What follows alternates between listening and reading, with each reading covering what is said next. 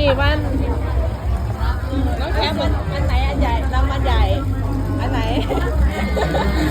ไม่มีพี่ตอนนี้มีเอาไป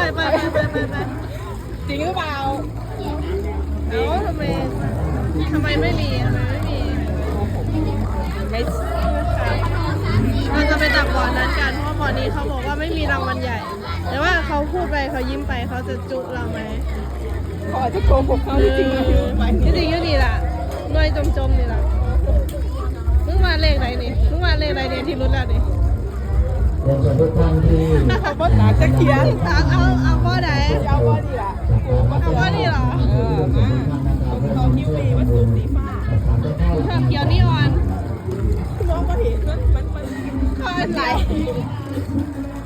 จะเอาสีฟ้านะครับเรียนเชิญทุกท่านเพื่อนชมนะครับเพื่อนสุดดาวนี่นะครับที่เดินผ่านไปผ่านมาไม่ว่าจะเป็นรถมาเขียนเพื่อนเราผู้ใหญ่นะครับก็เรียนเชิญเรื่องทำบุญกับศาลเจ้าพ่อหลักเมืองก่อนนะครับก่อนที่จะเข้าไปด้านในนะครับถ้าได้เป็นที่ตั้งนะครับจะมีการประเมินของมงคลนะครับจากศาลเจ้าพ่อหลักเมืองที่ส่วนแล้วก็จะมี